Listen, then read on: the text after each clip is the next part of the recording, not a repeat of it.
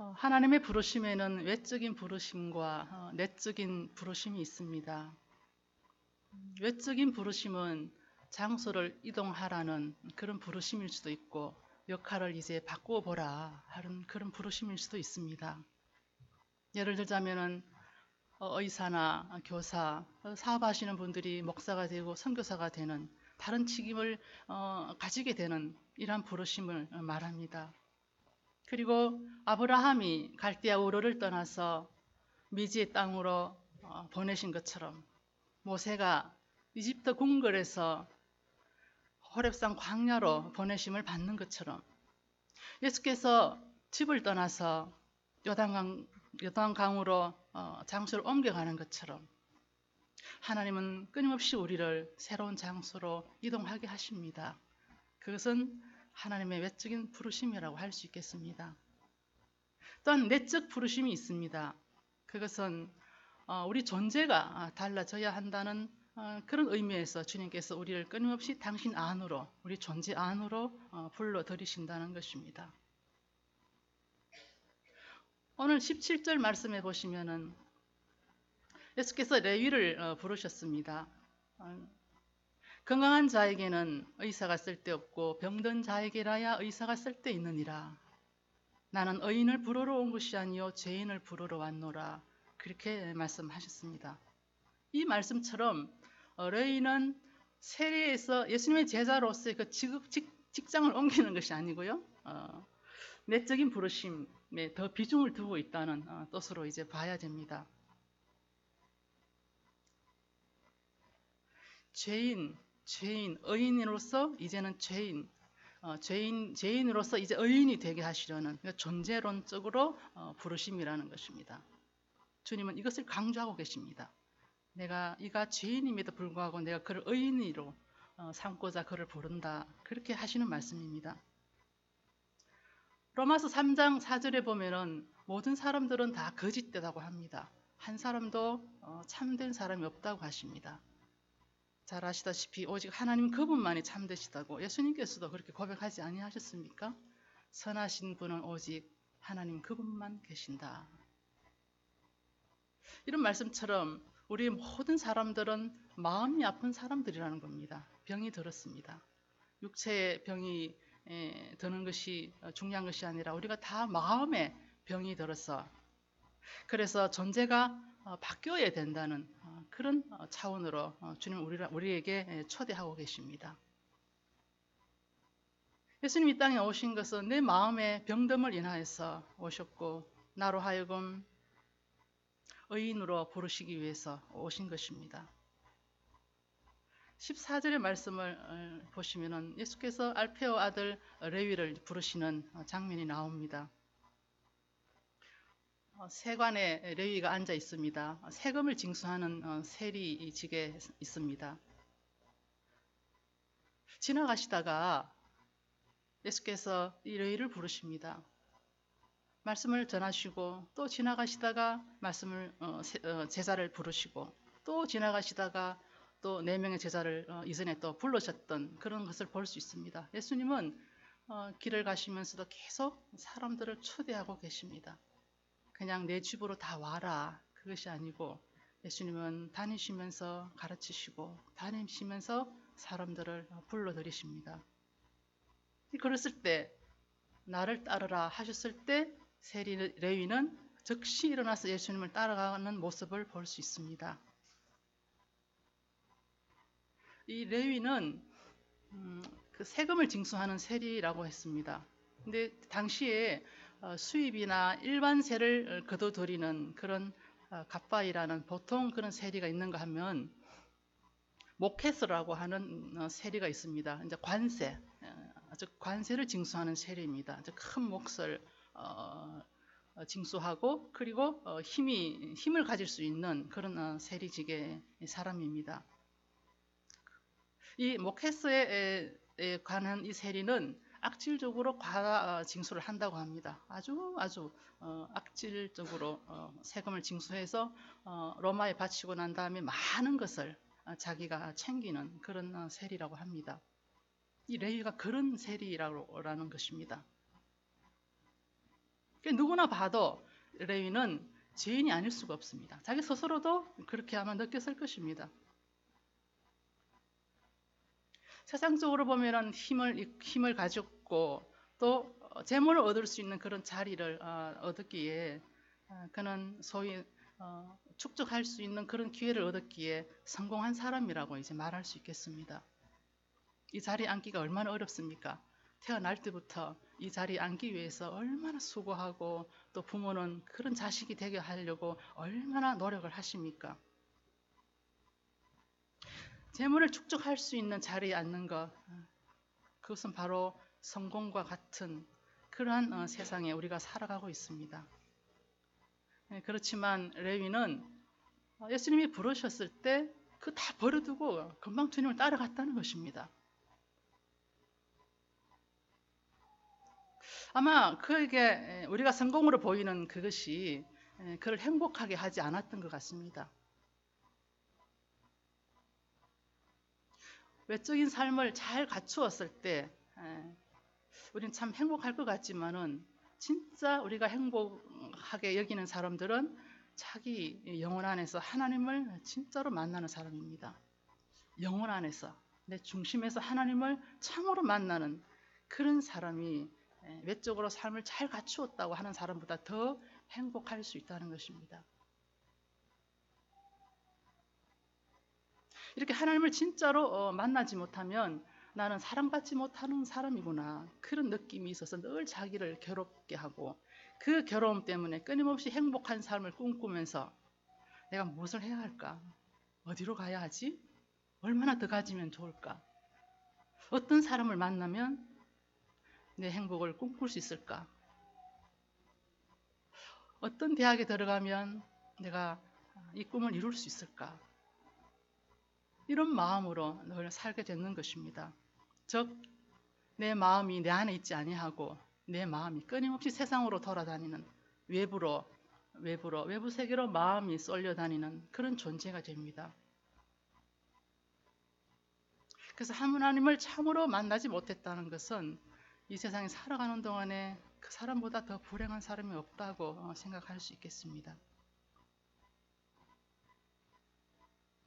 주님은 항상 우리 안에 계셔서 항상 우리를 부르고 계십니다. 내적인 부르심입니다. 나를 따라오지 않겠니? 나와 함께 가자. 나와 같이 가자. 나를 바라봐라. 내가 네 안에 있다. 끊임없이 주님은 같이 가자고 우리를 부르고 계시는데 내 안에서 그분은 항상 말씀하고 계십니다. 우리의 존재가 이런 존재라는 겁니다. 주님께서 정말 그 주님께서 끊임없이 우리 안에서 우리를 부르고 계시는 그런 존재라는 겁니다. 감격스럽습니다. 그런데 듣지 못한다는 것입니다. 참 불행합니다. 15세기의 스페인의 영성가 아빌라의 테레사라는 분이 계십니다. 그분은 이 내적 부르심, 이 부르심에 대해서 비유적으로 말했습니다. 이 부르심은 휘파람 소리라고 그렇게 표현합니다. 부르심을 휘파람 소리라. 왜 이렇게 비유적으로 말씀하셨냐 하면은 우리 영혼 안에는 임금님이 살고 계십니다. 근데 그 임금님께서 우리를 어여삐 여기셔서 늘 그 궁궐로 들어오라고 초대한다는 겁니다. 당신이 계시는 그 궁궐로 들어오라고 초대를 하시는데, 근데 그 초대하시는 주님의 그 부르심을 마치 선한 목자가 자기 양들을 우리에 불러들이는 것 같이 아주 부드럽게 아주 따뜻하게 휘파람을 부는 것처럼 그렇게 임금께서 그 영혼에게 휘파람을 분다는 것입니다. 아주 부드럽게 부르시기 때문에 우리가 조용하게 우리 마음이 고요하지 않으면 결코 그 소리를 들을 수 없습니다. 세상에 대해서 욕망에 대해서 잠잠해질 수만 있다면 내 안에서 휘파람 소리를 들을 수 있습니다. 나를 따르라. 같이 가자. 나를 바라보지 않겠니? 나는 네 안에 있다. 이런 휘파람의 소리를 들을 수 있으면은 세상에서는 찾을 수 없는 그런 방법으로 갈 수 있는 그 여행길에 우리는 이제 들어서게 됩니다. 세상의 어떤 교통수단으로도 이 여행을 떠날 수 없습니다. 이 여행길은 휘파람 소리를 들은 영혼만이 떠날 수 있는 그런 좋은 기회를 가지게 됩니다.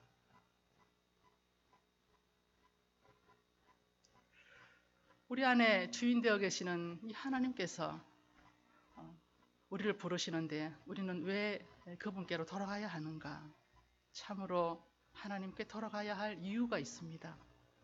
그것은 그분은 본질상 사랑이시기 때문에 하나님께로 돌아가야 할 이유는 세상에 집착하며 내가 원하는 것들을 끊임없이 사랑하고자 하며 붙들려 살아가고 있는 우리 각자의 그 심령을 하나님을 사랑하는 사람으로 변화시키고자 하시는 하나님의 뜻이 계시기 때문에 그런 것입니다. 하나님께로 돌아가야 할 이유는 하나님을 사랑하지 못하는 존재인 우리가 하나님을 사랑하는 존재가 되기 위해서, 존재의 변화를 위해서 우리는 그분께로 돌아가야 되고 그분의 음성을 들어야 하는 것입니다.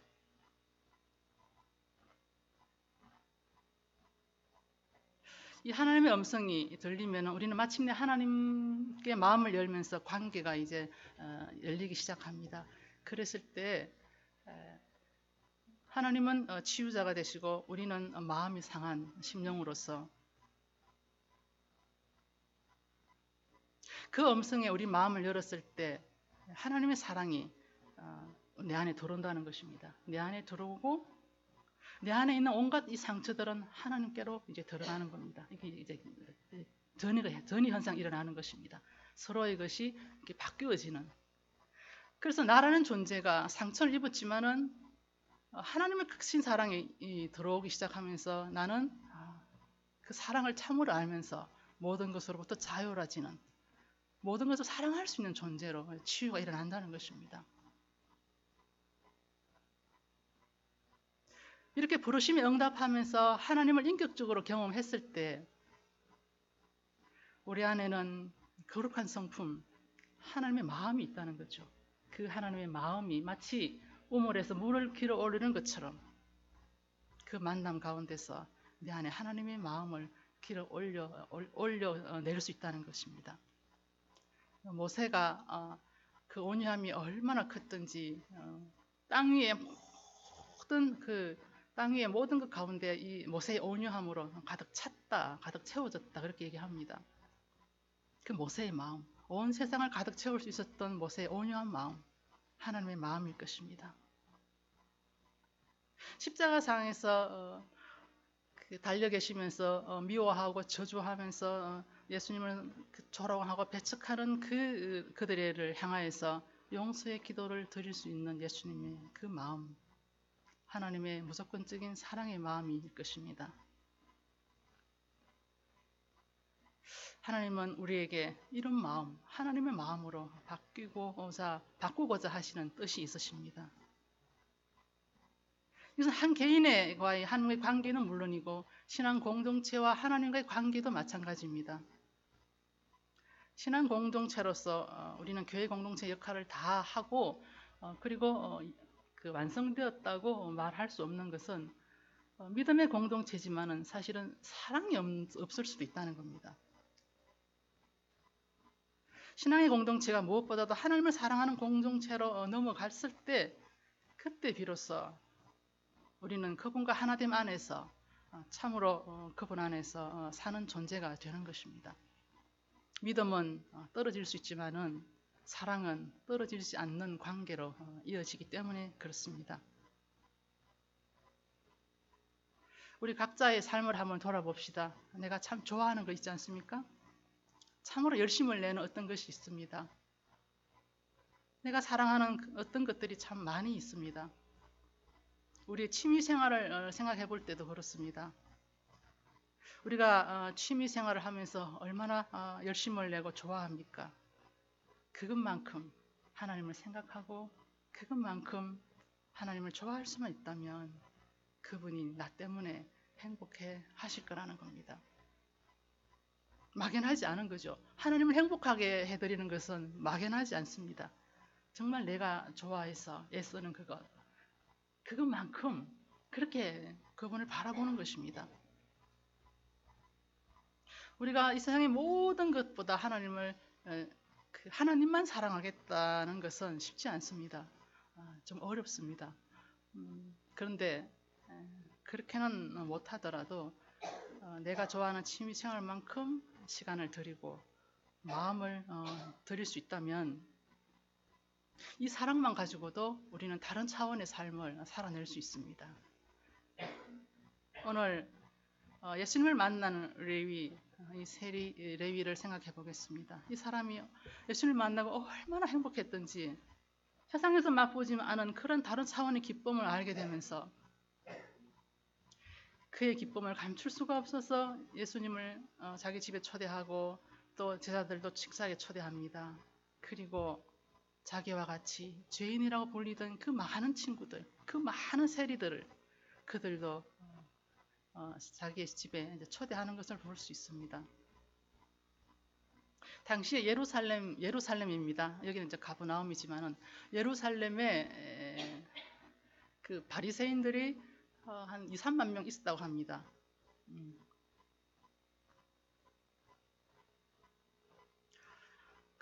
그 중에 6천 명 정도가 이제 바리새인인데 이 6천 명 정도의 바리새인들이 늘 이제 자기 의를 이루면서 자기 완전함을 추구하면서 계속 주님을 더 만나고자 하는 것입니다.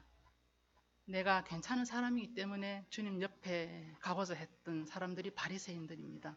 그래서 어떻게 하면 이 예수가 어떤 사람이기에 이 사람을 본받으면 우리가 어떻게 더 의로워질까, 완전해질까, 그런 마음으로 늘 예수님 주변에 있었던 사람이 바리새인들입니다. 내가 더 의로워지기 위해서 예수님을 친구로 삼기보다는 내가 더 의로워지기 위해서, 완전해지기 위해서 끊임없이 예수님께 다가갔던 사람이고 또 그들의 삶과 다른 예수님을 바라보면서 비난하고 배척했던 그들을 볼 수 있습니다. 그런데 이 세리는 예수님 곁에 갈 때 예수님 부르셨고 예수님을 만나기 위해서 갔다는 것입니다. 그리고 많은 친구들도 초대받았는데 이들도 마찬가지입니다. 예수님을 따르기 위해서 초대에 응했던 사람들입니다.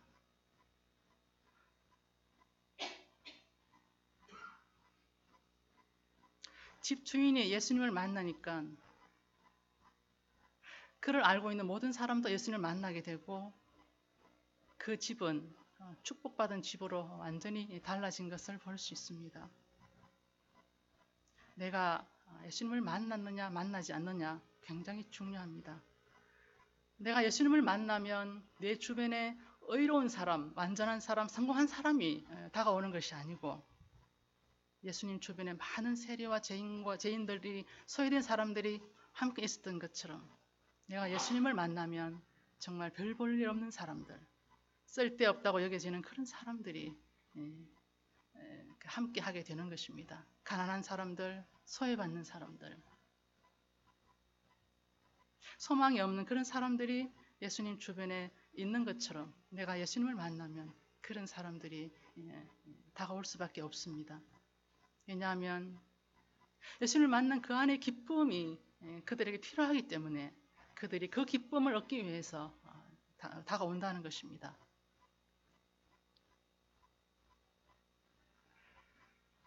결코 레위의 친구들은 레위를 보고자 온 것은 아니었습니다. 먹고 즐기기 위해서 온 것은 아니었습니다. 말씀드렸던 것처럼 예수님을 만나기 위해서 초대에 응했던 사람들입니다. 그래서 그들은 다 예수님을 따르게 되었습니다. 사람의 마음은 서로 통한다는 것을 잘 아시지 않습니까? 이심전심. 여자들은 육감까지 있다고 할 정도로 우리의 느낌은 놀랍고 그리고 우리의 마음들은 아주 깊게 통하게 되는 것을 볼 수 있습니다. 우리는 영적인 차원이 살기 때문에 우리 감정적인 것이 그렇게 통할 뿐 아니라 우리 영도 그렇게 통하게 됩니다. 이것은 제가 인터넷에서 받는 그런 내용입니다. 실제로 실험을 그렇게 했다고 합니다. 한 사람이 이제 하늘을 바라보면서 서 있습니다. 계속 하늘의 한 지점을 바라봅니다. 계속 바라봅니다. 그것을 본 사람 지나가면서 별로 관심을 가지지 않습니다. 그런데 두 사람이 아까 그 사람처럼 두 사람이 하늘의 한 점을 바라보면서 같은 모습으로 같은 방향을 향하여서 바라보고 있습니다. 그렇게 있으면은 지나가는 사람들이 고개를 갸우뚱거리며 관심을 두면서 지나간다고 합니다. 이제 반응을 하는 거죠. 근데 세 사람이 똑같은 방향을 향하여서 똑같은 모습으로 그렇게 바라보게 된다면, 하늘을 똑같은 모습으로 그렇게 세 사람이 바라보게 된다면 지나가는 사람들도 그 옆에 서서 그 하늘을 같은 모습으로 바라본다는 것입니다. 놀랍지 않습니까? 세 사람이 한 곳을 바라본다는 것이 이렇게 위대한 영향력을 주는 것입니다. 이것이 바로 전이현상입니다. 심리학에서 말하는 전이현상입니다. 우리 공동체가 진정으로 하나님을 사랑하는 사람이 세 사람만 있어진다면 우리 공동체 전체는 하나님을 바라보는 그런 공동체로서 다른 세계로 내 안에 하나님이 살아계시는 내 안에 그 다른 세계로 우리 다 같이 들어갈 수 있다는 것입니다. 즉, 다 같이 하나님의 나라를 경험할 수 있다는 것입니다. 한 사람이 사랑의 가정을 이루기 어렵습니다. 근데 부부가 같이 하면 쉽죠. 근데 자녀들이 같이 합류하게 되면은 그 가정은 놀라운 은혜가 있고 놀라운 영향력을 줄 수 있습니다.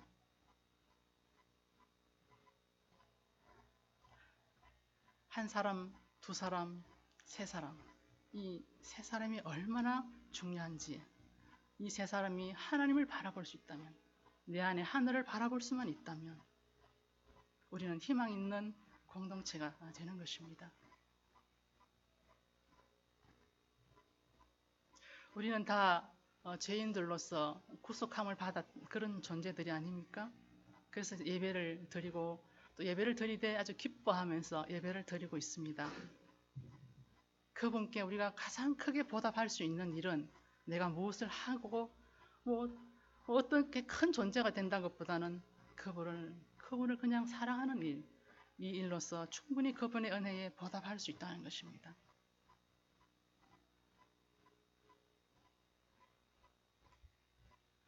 하나님을 사랑해야 하는데 어떻게 하는 것이 하나님을 사랑하는 것일까?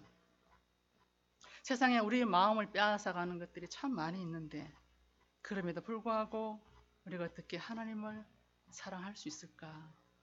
시편 62편 8절에서 10절의 말씀에서 우리는 그것을 알 수 있습니다. 같이 한번 읽어보겠습니다.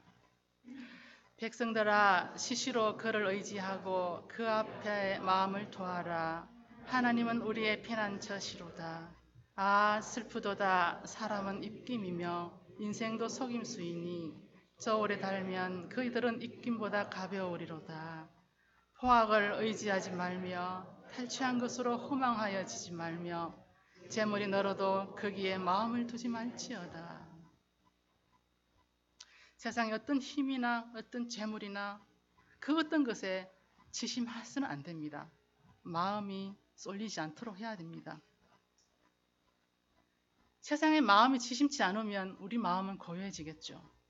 그때 내 안에서 부르시는 그분의 음성을 들을 수 있습니다. 그 음성을 듣는 자는 참으로 그분을 바라볼 수 있습니다. 그분의 음성이 들리지 않기 때문에 여기저기 기웃거리면서 하나님을 찾게 되는 것이지, 우리가 그분의 음성을 들을 수만 있다면 내 안에서 부르시는 그분을 항상 바라보며 그분께 우리의 모든 것을 토해내며 그분을 사랑하는 그런 관계 안에서 살아갈 수 있다는 것입니다. 내 마음이 세상 가운데 있지 않고 주님 안에, 내 안에 항상 있을 수 있도록 그분의 그 내적 부르심에 응답하며 살아가는 우리가 될 수 있기를 바랍니다. 고요한 심령만이 그분의 음성을 들을 수 있다는 것을 기억하시면서 끊임없이 우리의 마음을 고요하게 할 수 있기를 바랍니다. 그래서 우리가 한 지점, 한 분 하나님을 함께 바라보는 그런 은혜가 우리 모두에게 있으시기를 간절히 축원합니다. 기도하시겠습니다.